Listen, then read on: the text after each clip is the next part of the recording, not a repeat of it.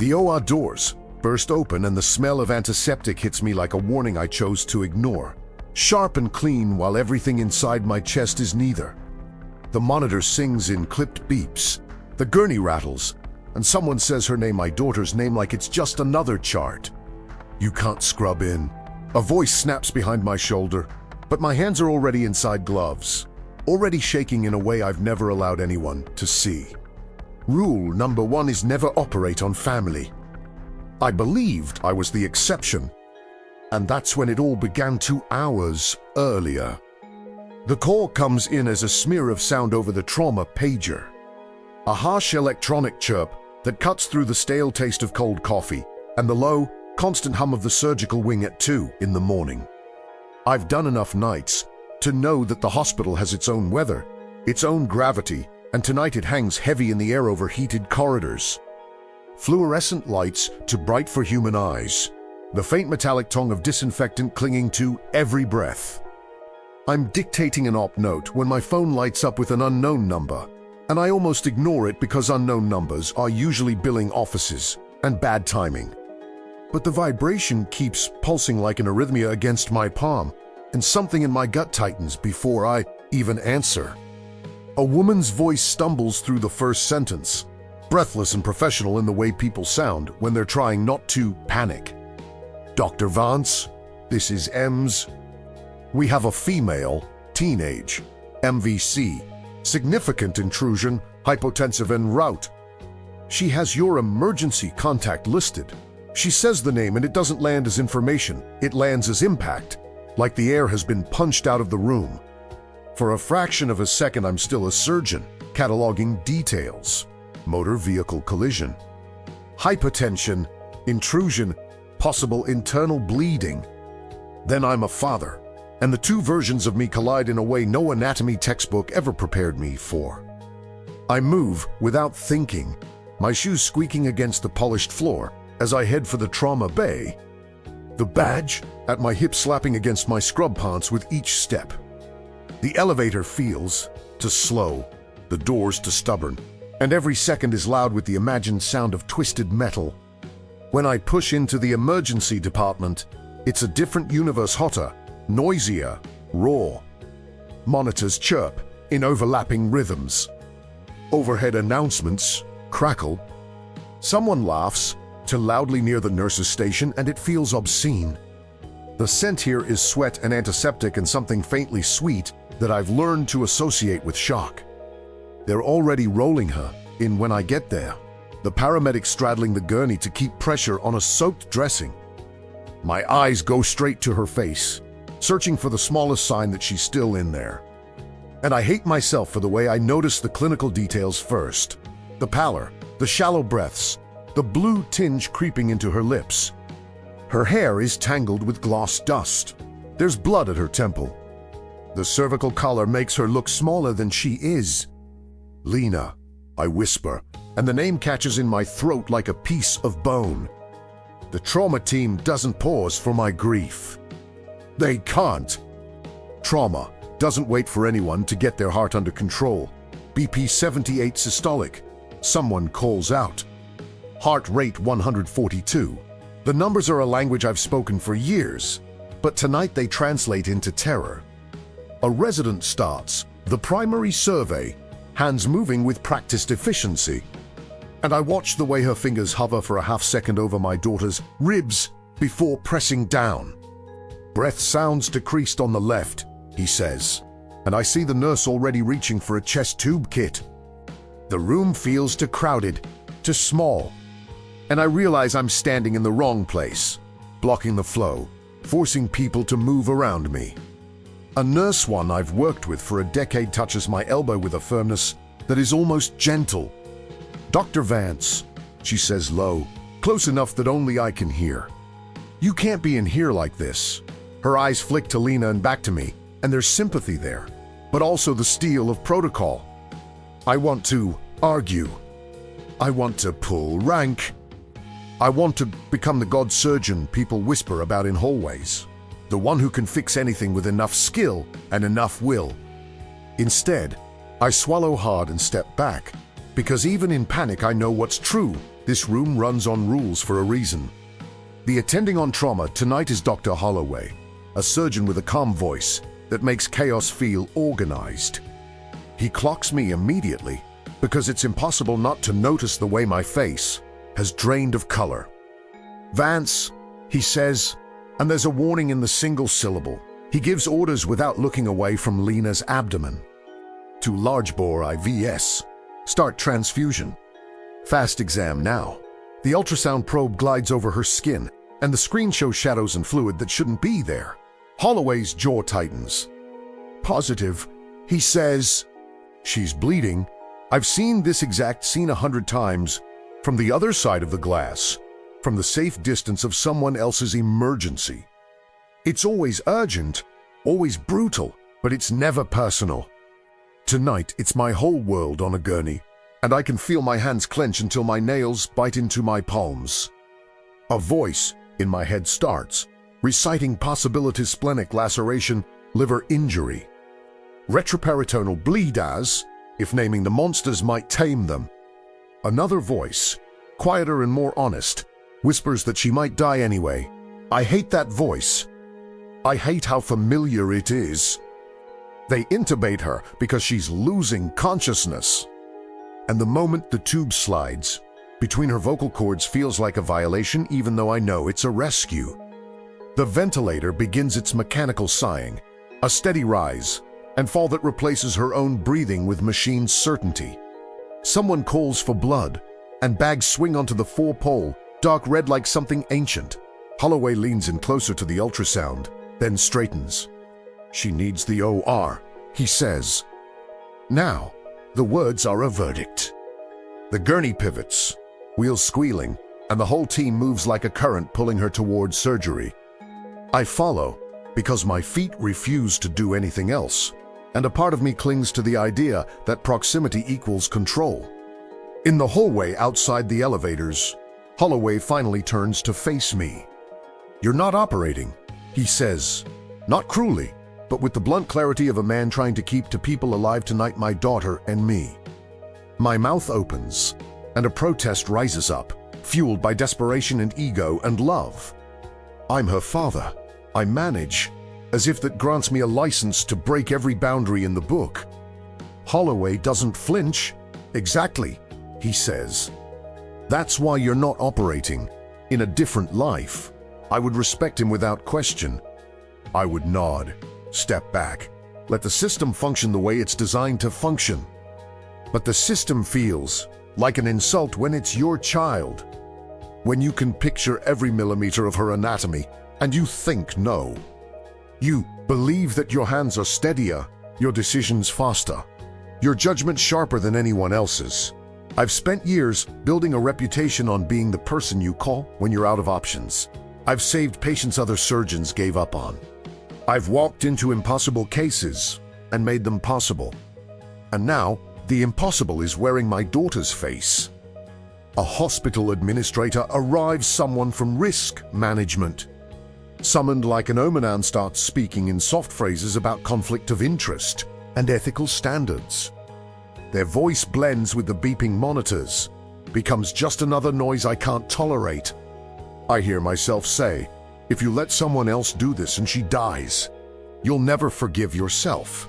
It's manipulation, and I know at the moment it leaves my mouth, but I also know it lands because everyone in that hallway is human. Holloway's gaze hardens, like he's building a wall between my fear and his duty. Then Lena's blood pressure drops again, and the debate becomes irrelevant in the way life and death moments always do. The elevator doors open. The team surges forward. Holloway starts to step in with them, and something in me snaps, not loudly, not theatrically, but with a quiet, irreversible click. I grab a scrub cap from a dispenser like I'm stealing permission. I'm going in, I say, and my voice sounds like someone else's. The nurse who tried to guide me earlier shakes her head, her eyes shining with a warning she can't put into words. I can feel the entire weight of the rule pressing down on me, that old, sacred commandment, never operate on family. I step into the elevator anyway, because love can look like courage when it's really arrogance. and I tell myself I'm doing the right thing while my hands begin to tremble in a way I've never known. The doors slide shut, sealing us into a bright metal box with the scent of latex and fear. As we rise toward the OR, I realize I'm not just breaking a rule, I'm gambling with the only thing I can't replace. And I don't yet understand how much a single tremor can cost. The OR is colder than the elevator, the kind of cold that crawls through fabric and settles in your bones. And tonight it feels personal, like the room is trying to remind me I don't belong here in the way I want to. The prep nurse is already painting Lena's abdomen with antiseptic. A fast, practice sweep that turns her skin the color of bruised sunlight, and the smell rises sharp enough to sting my eyes. The ventilator breathes for her unsteady mechanical sighs, and the monitors keep time with a rhythm I usually find reassuring. But now, every beat feels like a countdown. I force my hands under the scrub sink, let hot water scald my knuckles, as if pain could anchor me to the part of myself that makes clean decisions. Name and procedure, the circulating nurse calls, voice clear, firm, because the checklist is sacred in a place where arrogance kills. For half a heartbeat, the room waits on my answer. I hear her name again, Lena Vance, and my throat tries to close around it. Exploratory laparotomy, Holloway says instead.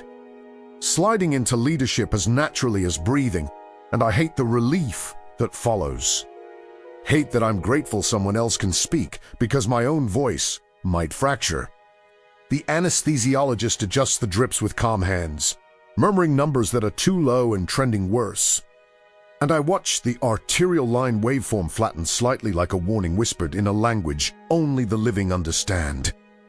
Holloway steps up to the table, scalpel poised, and I feel something raw surge through me. I can do this faster, I say before I can stop myself, the sentence tasting like metal in my mouth. The entire team freezes for a second, not because they agree, but because a senior surgeon breaking decorum is like hearing glass crack in a cathedral. Holloway doesn't look at me, just keeps his eyes on the drape where Lena's body disappears beneath sterile blue.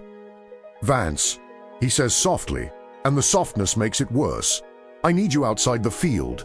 Outside the field. Like I'm a hazard, like my love is contamination. Then the monitor alarms. A high, insistent scream cuts through the room and turns all of us into motion. Pressure's dropping. Anesthesia calls. Clipped now. The comm finally giving way to urgency. The numbers flash. Systolic in the 60s, heart rate clawing higher, oxygen wavering. She's crashing, someone says, and the words land like a physical force. Holloway's hands move, incision opening skin and fascia with surgical speed, and the moment the peritoneum gives way, blood wells up dark, hot, relentless, flooding the field as if her body has become an open cup. Suction, Holloway snaps. The suction tip slurps, a wet, obscene sound that makes my stomach twist. Pack all quadrants. Laps go in, white sponges disappearing into red. And the smell changes iron, warm tissue, the unmistakable scent of life spilling out. I know this smell. I've lived in it. But tonight it feels like I'm inhaling my own failure before it even happens. Massive transfusion protocol, anesthesia says, and the blood bank becomes a lifeline measured in units. Someone calls out, epi ready, and the syringe is there like a prayer you hope you won't need. The attending across the table Holloway works methodically. But the bleeding is relentless, a river that refuses to be dammed. He lifts the left upper quadrant packs, and a fresh surge paints the drape. Spleen, he mutters. Then louder, probable splenic injury, clamp. The resident's hands tremble as he passes an instrument. And I watch him fight to hide it, the same way I'm fighting, except my tremor isn't from fear of competence.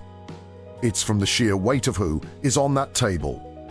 I can feel my pulse in my fingertips, an internal metronome that won't slow, no matter how hard I command it.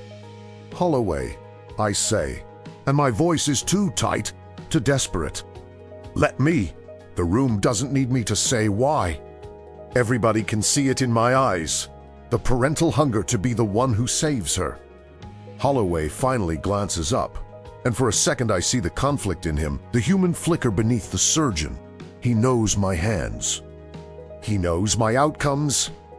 He knows, clinically, I might actually be the best shot in a room full of capable people.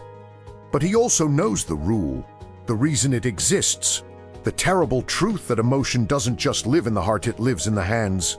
Another alarm.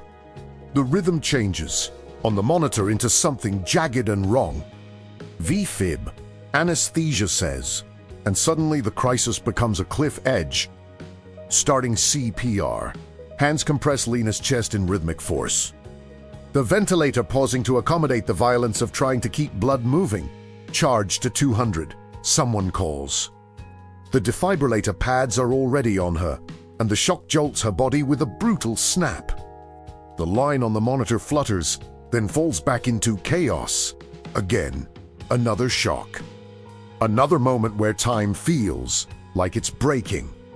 My mind splits into two.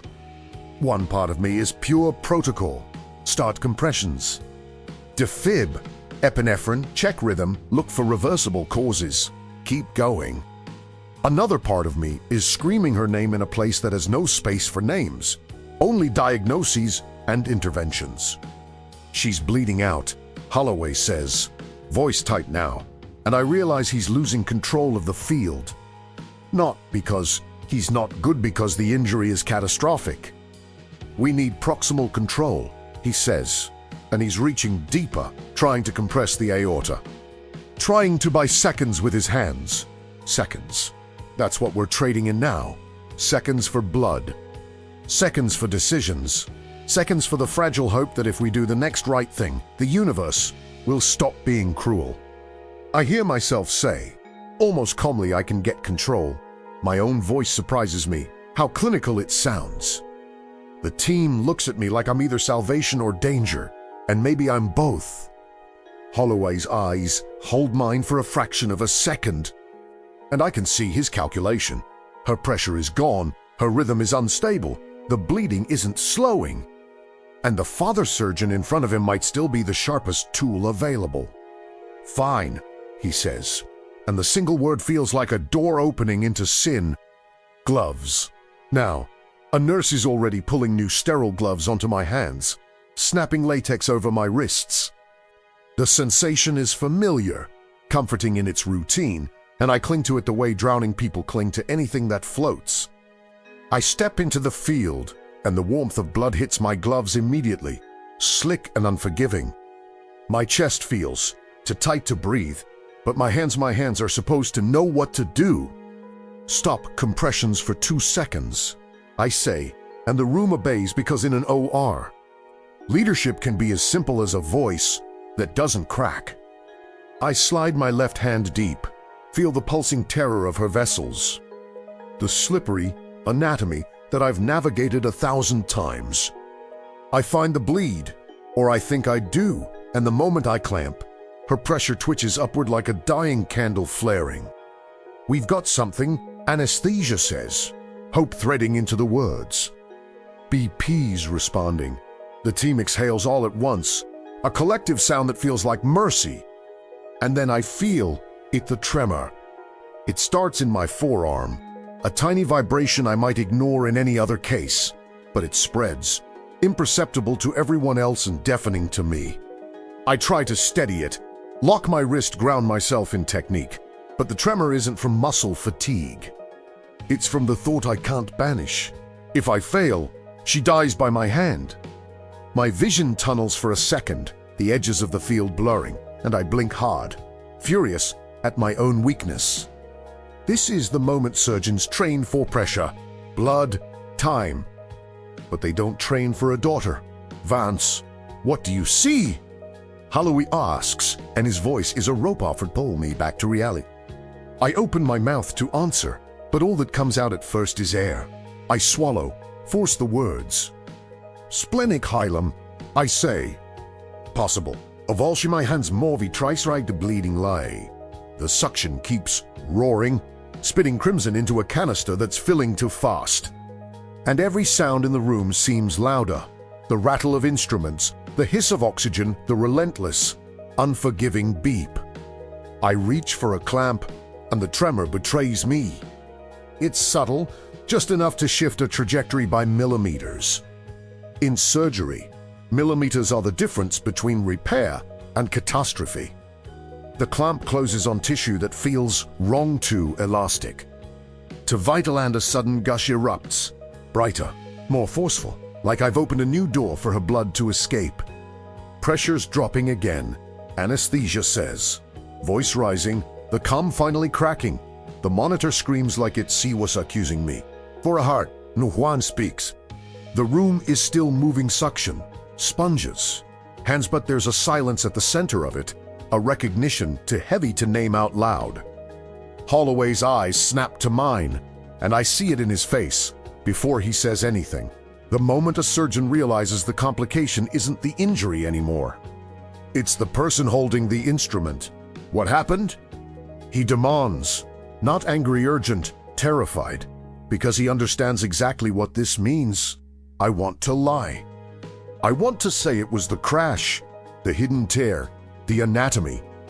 But the truth is sitting right there in my trembling wrist. My voice breaks, and I hate myself for it. I clipped something, saying it feels like confessing murder. Holloway shoves in beside me, his hands swift, decisive. Reclaiming the field with the authority I should have never tried to steal. Get out, he says, low enough that it's almost mercy. Now, but my feet won't move. I'm frozen, not by fear of consequences, but by the horror of realizing my love just turned into a weapon. The monitor's tone shifts again, sinking into a slow, flat warning that makes the whole room feel like it's tilting. We're losing her, anesthesia says. And the words are not dramatic, they're clinical, factual, inevitable. Holloway box orders. Compressions resume, epinephrine goes in, blood keeps pouring, but the field is chaos now. And my mind is stuck on the split second where the tremor nudged my hand. Where arrogance met vulnerability and produced something irreversible. Somewhere outside the OR, the world keeps turning. Inside, my daughter's life is unraveling in red. And I'm standing in the center of it, realizing too late that the rule wasn't meant to protect the patient from strangers. It was meant to protect them from us. They pull me back with hands that don't feel like hands, more like restraints dressed up as professionalism. And my scrub gown brushes the edge of the sterile field as I stumble away. The fabric whispering a sound that shouldn't be loud, but is, because everything is loud when your life fractures. Holloway's body slides into the space I vacated, reclaiming the table the way a seasoned surgeon claims a bleeding vessel, and the team tightens around him in a ring of urgency. I stand just beyond the blue drapes, close enough to smell the warm iron of blood, close enough to hear the suction's hungry slurp. Too close to pretend I'm not the reason the room has shifted from difficult to desperate. The monitors do not care about guilt. They only translate it into numbers. Another unit. Now, anesthesia calls, and the bag is spiked and flowing before the sentence finishes. Crimson threading into plastic tubing like a vein you can watch. Holloway's voice stays level, but I can hear strain underneath it. The subtext of a man trying to undo the damage of both metal and love. We need control of that bleed. Pack again. Higher, higher. The resident's eyes dart toward me and away. Like looking at me is a superstition that might bring bad luck. Someone says, clamp, and instruments pass hand to hand with the slick efficiency of people who've done this in the dark. In storms, in disasters, and still tonight the air tastes like failure. I should leave. That's what ethics would demand, what policy would demand, what any sane part of me would demand. But my feet stay rooted because I can't accept that the most important operation of my life is happening inches away, and I'm reduced to a bystander in my own tragedy. My hands hover at my sides, fingers flexing inside gloves now stained at the cuffs, as if they're still trying to do the work. I stare at the drapes, at the line where my daughter disappears into the blue, and I realize something unbearable. The surgical field has become a border between who I am and what I've done. Holloway leans in, compressing, tying, searching for the source, with the stubborn patience of someone who refuses to let the patient die because the room got messy. "There," he says, and I hear a shift in the suction, the sound changing from a roaring flood to a steadier pull. For half a breath, hope tries to crawl back into my chest. Then the monitor screams again, a thin, sharp alarm that makes every head snap toward anesthesia. Pressure's not holding, the anesthesiologist says, and the words come out controlled, but the hands adjusting the drips are moving faster now. She's cold. She's acidotic. We're chasing it, chasing it. That's what it becomes when bleeding goes on too long, a chase that steals heat, steals clotting, steals time. I know the triad by heart: hypothermia, acidosis, coagulopathy, like a bedtime story nobody wants to tell. Lena's body is slipping into that spiral while we argue with reality. Calcium, anesthesia says. Give calcium, warm fluids. Someone else calls. Get the bear hugger. The room tries to manufacture warmth and stability while my daughter's physiology unravels with quiet inevitability. And then, like a ghost arriving on cue, risk management appears at the door.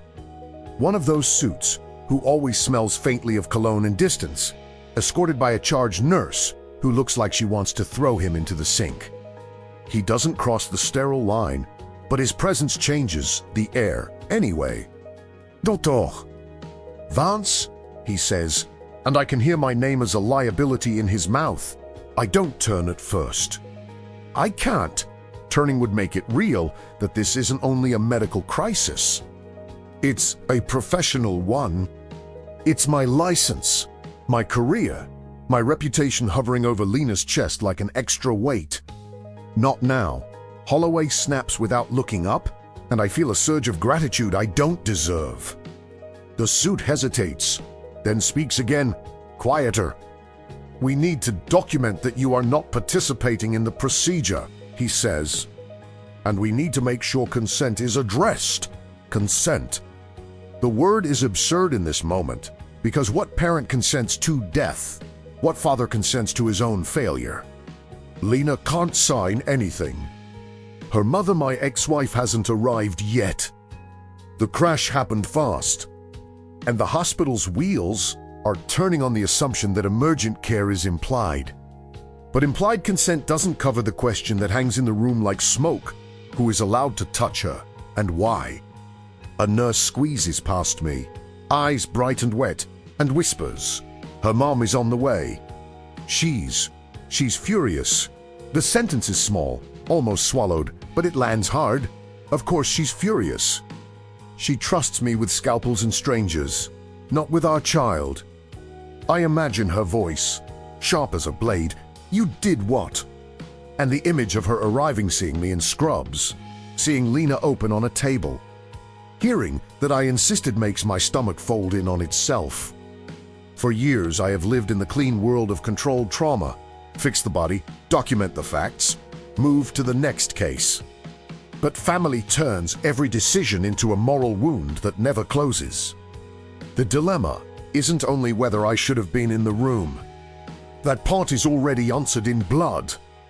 The dilemma is what happens now, when Holloway might be losing the fight, and the only person who knows exactly what I did, exactly what I clipped, exactly where I went wrong is me. My mind replays the sensation of tissue under the clamp, the wrong give, the bright surge, the split second where my tremor took over. I could tell Holloway precisely what I felt, where my instrument landed, what I suspect tore. But to do that is to confess. And confession here doesn't just mean shame. It means consequences, suspension, lawsuits, headlines, the destruction of the very hands that have saved other lives. I watch Holloway's shoulders tense as he works, and I realize he's fighting two enemies, hemorrhage and time. He doesn't have the luxury of my internal torment. He needs information. He needs clarity. He needs the truth, delivered cleanly, without the tremor. I open my mouth to speak, then close it again because the first words that come aren't medical, they're paternal. I want to say I'm sorry to her, to the room, to the universe. But apology doesn't clamp vessels. From the doorway, I hear a voice that makes my spine go rigid.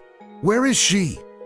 It's my ex-wife, Mara, and even before I see her I can feel the heat of her anger, the kind that comes from fear dressed as rage. She pushes into the corridor outside the OR, face pale, hair half-tied, eyes wide with the horror of being summoned into the worst night of your life. The charge nurse catches her, speaks fast, tries to explain sterile fields and protocols, but Mara's gaze finds me like a laser. She takes in on my sleeves, the gloves, the facts familiacciol. You did this, she says, not as a question, but as an accusation shaped by everything she's always worried about in me. My need to be right, my addiction to control, my certainty that rules are for other people. I step toward her instinctively, then stop because the OR door is a boundary and she's on the other side of it, and so is the last sliver of her trust. Mara. I start, but the name comes out broken. She looks past me to the small window in the OR door, to the blur of movement, to the bright surgical lights, and a sound escapes her that isn't language, just raw animal grief. The risk manager tries again, voice soft like velvet over steel. Mrs. Vance, we need to discuss. Mara whips her head toward him, and the glare could cauterize. You will not talk to me like this, she says. Then, to me, quieter and more lethal, were you operating on her? The question is a scalpel. If I answer yes, I cut my own throat professionally. If I answer no, I would ever trig left. And if I stay silent, I let her imagine the worst without even giving her the dignity of truth. Inside the OR, Holloway sees Wirond, and his voice is no commit surgeon. Strained, the sound of a surgeon hitting the limits of what skill can fix. I need to know what happened when you were in, he adds, finally looking at me, eyes sharp, demanding. The room has narrowed to a single point, the truth I'm carrying, the truth that could help or destroy. I feel the weight of my title Dr. Vance pressing against the weight of my role Dadand for the first time. I understand the cruelty of this situation with perfect clarity. If I speak, I might save her but ruin myself. If I don't, I might save myself and lose her anyway. My throat tightens, and I taste antiseptic and bile. Mara's eyes are on me, Holloway's eyes are on me. The monitor's alarms are on me, accusing, insisting. The hospital doesn't care about my reputation, but it does care about accountability. Lena doesn't care about ethics. She cares about blood in her body and oxygen in her brain. I take a step toward the OR door, and my hands traitorous. Trembling lift slightly, as if reaching for something they're not allowed to touch anymore. I have one chance to choose what kind of man I am when it matters most, and the decision is going to cost me something no matter what I pick. I answer before my fear can edit me, because in an operating room truth is not a moral virtue. It's a tool, and right now, it's the only one sharpo bastanti to cut through the bleeding. I clamp to medial, I say, voice low but steady enough to be believed. And I force my eyes onto Holloway's hands instead of Mara's face, because if I look at her I'll collapse into fatherhood, and fatherhood is a luxury Lena can't afford. I felt it give like a major branch, not splenic tissue. It flashed brighter. I hear the words as an admission and a map at the same time. And I hate that my mind can still do surgery, even while my heart is breaking in real time. Holloway doesn't waste a syllable on judgment. He doesn't have room for it. He nods once, the smallest motion, then dives back into the field with the kind of focus that looks almost inhuman until you realize it's just discipline forged by too many nights like this. Suction high, he orders, and the roar swells, pulling Red away so he can see what's killing her. Get vascular clamps. Satinsky. The resident's hands move faster now, a new fear overtaking the old one, the fear of being useless. Anesthesia calls out numbers that keep slipping, and the sound of it is like a rope fraying. each announcement a thread snapping. Mara presses her palm against the OR window, the gesture primal, like glass could carry warmth. And I can feel her hate and her love tangled together in the same fist. Vance, she says, and my name from her mouth is not my title, it's a verdict. I don't turn fully, but I let my voice reach her. I'm telling him what I did, I say. It's the closest thing to apology I can offer without derailing the only fight that matters. Her eyes narrow, then soften for a fraction of a second. Not forgiveness never, that just the recognition that I've stopped trying to be the hero and started trying to be useful. Inside, Holloway finds it. I can tell by the way his shoulders shift, by the sudden precision that replaces frantic packing. Here, he says, and his voice tightens as if the word has edges. Branch off the splenic artery, no. More proximal there's a tear. He clamps. And for a heartbeat the field quiets, the bleeding thinning from a flood to a stubborn ooze. Anesthesia's voice lifts. Pressure's climbing. 70, 80. It's not victory. It's breathing room. And in a case like this, breathing room is everything. But the body remembers what it's endured. Lena is cold now. The kind of cold that turns blood into something reluctant, unable to clot when you beg it to. Her labs come back like a Kursby low, lactate high. INR, climbing, and I can see the coagulopathy in the field. The way every cut surface weeps, as if the body has forgotten how to seal itself. Holloway ties and cauterizes, but the bleeding has multiplied into 1,000 tiny mouths. We're in the spiral, anesthesia says, and the words carry that particular tone clinicians use when they're trying not to sound like they're giving up. Holloway, I say, stepping closer to the door. Damage control. My voice is raw, but the thought is clear. Stop chasing perfection. Do the minimum to keep her alive. Get her warm, get her stable. Come back later. Holloway hesitates, and I know why. Damage control means leaving the abdomen open, packing, temporary closure. I see you an admission that you can't fix everything tonight. It's a surgical humility I've preached to residents and resisted in myself. Now, I need it like oxygen. We can't win a clean operation. I add, we can only win time. The OR seems to hold its breath. Holloway looks at the field, then at anesthesia, then at the clock nobody wants to acknowledge. Agreed, he says finally, and the word is both mercy and surrender. Pack, temp close. I see you. The team pivots instantly, grateful for a plan that doesn't pretend. Laps go in again, pressure applied where the body is too broken to cooperate, and the temporary closure is placed with quick hands. The ventilator keeps pushing air into Lena's lungs like a stubborn promise. Her pressure wavers but holds. Not strong, not safe alive. Then it happens. The moment that makes every person in that room freeze without meaning to. The mother's anagli palsy and the nothing. She's bradying, anesthesia says, and the calm is gone, replaced by a razor edge. Heart rate 40. The room snaps back into reflex. I can see her Holloway's eyes harden. Not with anger, but with the terrible recognition that sometimes the body quits, even when you've done what you can. Atropine, anesthesia calls. Then epi, and the drugs go in like shouted prayers. Lena's rhythm collapses into a systole, a flat line that is too clean to final. The alarms change one long, merciless tone, and my mind rejects it with a violence that feels physical. No, I whisper, because it's the only word left in me. Starting compressions, someone says, and hands begin to press down on her chest. But this time it looks different, more desperate, less hopeful. Holloway's voice cuts through. Call it out. Time. It's a sentence I've said to other people's children. Hearing it near my own feels like swallowing glass. 2 minutes, anesthesia says, and the room works like a machine trying to restart a heart that is refusing the offer. The ventilator hisses. The chest rises and falls under compressions. Meds go in. The line stays flat. In the corner of my vision, Mara crumples against the wall outside, sliding down as if her bones have turned to water.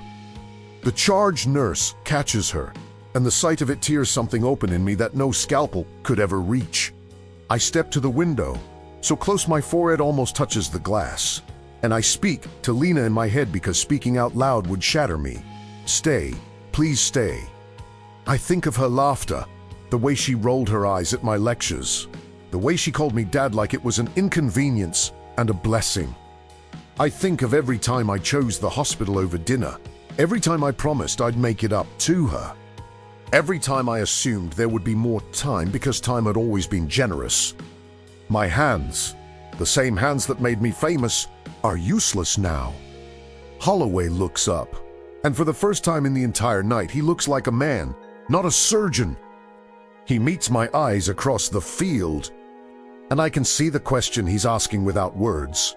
Do you want me to keep going for you, or do you want dignity for her? I can't believe this is the choice. I can't believe I'm the one who made it inevitable. My mouth opens, and the sound that comes out is not a command. It's a father's surrender dressed in a clinician's language. Stop, I say, please. The room slows, then stills. The compressions end. The ventilator continues for a moment. Then the anesthesiologist silences it with a practiced motion that feels like turning off a light in a room you'll never enter again. Holloway's voice is gentle when he speaks the words that seal my life into before and after. Time of death, he says, and the numbers that follow are ordinary, bureaucratic, cruel in their normality. I remain standing because I don't know how to sit in the presence of what I've done. The OR, which had been a battlefield of sound, becomes a vacuum. The beeping stops. The suction stops. All that remains is the soft rustle of gowns, the click of instruments being set down, the faint hum of overhead lights that refuse to dim. The worst part is how quickly the room begins to reset. Because the hospital is a machine and I am no longer part of its function, just a broken man in scrubs. They don't say she's gone again, because the words have already been stamped into the room, into the chart, into the part of my brain that will never sleep properly after tonight. The team moves the way people move when the crisis is over, but the consequences are still warm. Peeling off gloves with small snaps, wiping blood from forearms, avoiding my eyes as if contact could make them complicit.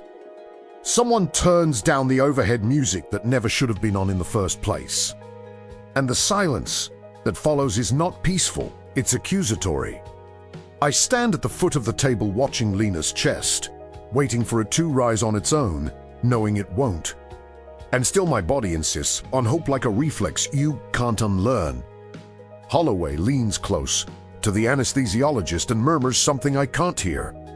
And the anesthesiologist nods with the exhausted gentleness of someone who has delivered both births and deaths and knows they sit too close together in this building. A nurse drapes Lena more fully, covering the incision, covering the bruises, covering the violence of our attempt to keep her here. The act is intimate in a way no procedure ever is, and it breaks me more than the flat line did, because it's the first time anyone touches her tonight without trying to fix her. I want to reach out, to hold her hand, to do the one thing a father should always be allowed to do. But I'm still standing behind the invisible wall of sterile protocol I shattered and can't rebuild. Mara is at the door now, no longer held back by warnings about contamination, because the room has become something else, a place where the rules loosen in the presence of grief. She steps in slowly, as if she's approaching a sleeping child she's afraid to wake. Her face is dry, in a way that scares me more than tears, like her body has decided it can't afford to waste water on crying yet. When she sees Lena's hair spread across the pillow, when she sees how small her shoulders look under the sheet, a sound leaves her that is so quiet it almost isn't sound at all, just breath splitting on pain. She reaches the table and presses her forehead to Lena's. And I watch her kiss the skin above my daughter's eyebrow as if she can seal her back into the world. I take one step forward, then another, and the room seems to tighten. Not with hostility, but with caution, like everyone is holding their breath to see if Mara will allow me near. My mouth opens and nothing comes out except a rasp. Because language is useless when you've broken the person you were supposed to protect. Mara, I manage finally, and she doesn't look at me at first. Her hands stay on Lena's cheeks, her thumbs tracing the same spot over and over as if repetition could create a miracle. "Don't," she whispers, not angry, not loud, just final. "Don't speak, don't explain. Don't try to make your guilt a shared burden." Holloway clears his throat, and I can see how much it costs him to step into the space between parents and their dead child. "I'm so sorry," he says to Mara, then, after pause, to me as well. Because surgeons offer apologies, the way we offer sutures imperfect but necessary. He starts listing facts, because that's how we give grief a shape the mind can hold: massive hemorrhage, refractory shock, cardiac arrest, prolonged resuscitation. I hear the words like they're coming from the end of a long hallway. And I realize with a sick clarity that the facts are true, but they aren't the whole story. The whole story includes my tremor. The whole story includes the moment I believed my skill could outrun my love. The charge nurse brings a small cup of water that I don't take, because swallowing feels like betrayal, like choosing to keep living when Lena isn't. Someone places a hand on my shoulder, an older nurse. I once trained with, and the pressure is light, almost apologetic, like she's touching a man who might shatter. "You did what you thought you had to," she whispers. And I hate her kindness, because it tries to soften things that to be softened. I don't. I want a time machine. I want to claw back the seconds before I stepped into the field. The formalities begin, because hospitals don't pause, they just redirect. A social worker appears like a shadow with paperwork and a voice trained to stay steady in storms. "We can bring you to a private room," she says. And Mara nods, without looking away from Lena, because the idea of leaving the table feels like abandonment. The anesthesiologist quietly disconnects the lines, careful, respectful, as if the tubes are still part of her. Holloway dictates time of death again for the record. And the words are the same, but now they feel heavier, like each repetition drives the nail deeper. Then comes the moment I've avoided my entire career. I have to remove myself from the role of surgeon and become only what I actually am, which is a father who failed. I step close low, hands visible, like I'm approaching a frightened animal. "Let me say goodbye." I whisper to Mara, and my voice cracks on goodbye because it implies permanence. Mara finally turns her head, and her eyes are bloodshot now. Not from tears, but from a kind of internal bleeding you can't stop. She stares at me for a long second, weighing whether my grief is an intrusion or a right. "1 minute," she says. The generosity in that sentence is so small and so enormous that it makes my knees go weak. I place 2 fingers on Lena's wrist where I once taught residents to find a pulse, and the absence is immediate, absolute. I take her hand in mine, and it's already cooling. The warmth of her leaving so quietly, you could miss it if you weren't paying attention. "I'm sorry," I whisper to her, and I don't dress it up in excuses or intention. I don't tell her I tried. Trying is irrelevant now. I tell her the only truth that matters. I loved you more than my own life. And I still hurt you. The words fall into the room and no one corrects me, because there's nothing left to correct. When I step back, Mara pulls Lena's hand to her chest like she's trying to keep her there through force of will. The staff begins the gentle exit they always do after death, clearing space, leaving family in the wreckage with as much privacy as the architecture allows. Holloway lingers for a moment by the door, then looks at me with a fatigue that feels ancient. "We need to talk," he says, and I know what he means. Not about medicine, about ethics, about reporting, about the truth that will live in the record long after my hands stop shaking. I nod, because I don't have the right to refuse consequences. There were door score swings partly closed. Mafli Mara squabstin. And I realize the hospital's sounds have resumed, outside phones ringing, cots rolling. Another monitor beeping somewhere, like a reminder that the world keeps producing emergencies, even when yours is over. I walk down the corridor in blood-stained scrubs, feeling the weight of my badge like a chain. For the first time in my life, I don't want anyone to call me doctor. I want them to call me what I am tonight, the man who thought he could be the exception. The hospital has a particular silence after a death. Not the absence of noise, but the way sound becomes background again once the emergency has consumed and released its prey. I sit alone in a small consultation room that smells faintly of hand sanitizer and stale air, staring at a box of tissues that looks absurdly optimistic. My hands are clean now, scrubbed raw, nails trimmed. No blood in the creases yet. I can still feel the slick warmth of it on my skin, as if my body refuses to forget what my mind is trying to survive. Every so often, my fingers twitch, a phantom tremor, and I wonder if it will follow me for the rest of my life like a sentence written into my nerves. Holloway comes in without knocking, closing the door behind him in a way that turns the room into a confessional. He doesn't sit at first. He leans against the counter and watches me the way you watch a colleague who has become a cautionary tale. "I'm documenting that you entered the field," he says, not cruel, just precise. Because precision is the last refuge of people drowning in emotion, risk will want statements. So will the chief. And Mara may want yours. He pauses, and I can hear what he's not saying. A lawsuit is a type of grief, too. One that demands language and blame to make sense of the senseless. "I'll tell the truth," I say, and my voice surprises me with how flat it is. There's no bravery in it. It's exhaustion distilled into a sentence. Holloway nods like he expected that, like maybe he has clinging to it as evidence that I'm still a physician somewhere under the wreckage. "Good," he says, and then he finally sits. In the fluorescent light, he looks older than he did a few hours ago, as if the night has aged him, too. "I should have stopped you," he admits quietly. "I tried, but I should have stopped you." It's the closest thing to self-blame I've ever heard from him. And it hits me in a strange place, because part of me wants to share the weight, and another part knows I don't deserve to spread it around. It's not you, and I mean it.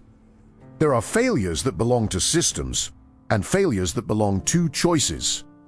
Tonight belongs to my choice. The moment I let my identity as a surgeon become a weapon I aimed at the people I loved. Holloway's eyes drop to my hands. "I've seen surgeons freeze," he says. "I've seen them rush. I've seen them get cocky. But I've never seen someone's love do that to their technique." He doesn't need to finish the thought. We both know what he means. The tremor wasn't weakness. It was humanity leaking into a job that demands you keep humanity at bay until the wound is closed. I remember something an old attending told me when I was a resident, back when I still believed medicine was mostly about skill. He said the hardest part of surgery isn't cutting, it's deciding what you're allowed to feel while you're cutting. For years, I treated that like poetry, like advice meant for softer people. Tonight it becomes anatomy. Emotion isn't a ghost in the OR. It's a muscle. It tightens. It shakes. It changes the angle of your wrist by a millimeter. It turns confidence into recklessness in the time it takes for a monitor to beep. When Holloway leaves, I don't follow him back into the world. I stay seated and listen to the hospital breathe through vents in the ceiling. Somewhere down the hall a baby cries, thin and furious. And the sound slices through me so cleanly I have to press my palms to my eyes to keep from falling apart. I think of Lena as a baby, red-faced and loud, her entire life contained in a wail and a heartbeat. I think of how I used to hold her against my chest and feel that heartbeat as if it was a promise. I think of how promises don't survive collisions, not the one on the road, and not the one inside me. Mara doesn't come to the consultation room. She doesn't owe me that. Instead, A nurse hands me a message written on a scrap of paper in Mara's sharp handwriting. Don't come near me today. Tell the truth. Don't hide behind your job. The words are simple, and they hurt more than any insult because they are exactly what I need. Mara has always known my worst temptation, to become Dr. Vance when being Dr. Vance is easier than being a man who made an unforgivable choice. I walk later, alone, past the waiting room where families doze in chairs under bad lighting. And I understand something I never truly understood when the patients were strangers. Every person in this building is walking around with a private rule they hope they never have to break. Don't drink again. Don't hit him back. Don't leave the house angry. Don't take the last pill. And here is ours, carved into surgical culture like scripture. Never operate on family. We don't say it because we doubt our skill. We say it because we know exactly what love does to the hands that are supposed to stay steady. Outside, the dawn is beginning, a pale smear of light over the parking lot that feels insulting in its normality. People are going to bagels, complain about traffic, answer emails. And none of them will know that my world ended at a time stamp in a chart. I stand by my car and look at my hands again, turning them over like I'm seeing them for the first time. These hands have saved lives. These hands have earned applause in conference rooms and quiet gratitude in ICU halls. And these hands, when asked to save the one life they should have protected above all others, became untrustworthy. This is the scar I carry now. Not that I lost my daughter, though that loss will hollow me out forever, but that I chose the path that helped kill her, that I mistook ego for love and control for care. I used to believe the hospital was where I proved my worth. Now, I know it's where we are stripped down to the truth. Skill is not the same as righteousness, and intention is not the same as safety. If you're watching this because you love someone and you think your love makes you the exception, hear me clearly, love is exactly what disqualifies you. Because it makes you human in the one moment you are required to be precise. I start the engine and the radio comes on. Some cheerful voice talking about the weather, and I turn it off immediately because I can't tolerate happiness spoken aloud. The road home feels longer than it has ever felt, and I realize I don't know what home means without Lena in it. But I drive anyway, because punishment is not the same as penance, and there will be work to do, truth to tell, consequences to accept, and a life to live that will never be the one I thought I deserved. The last thing I see in my rearview mirror is the hospital shrinking into the distance, and I understand, finally, that the rule wasn't a guideline. It was a mercy the first refused.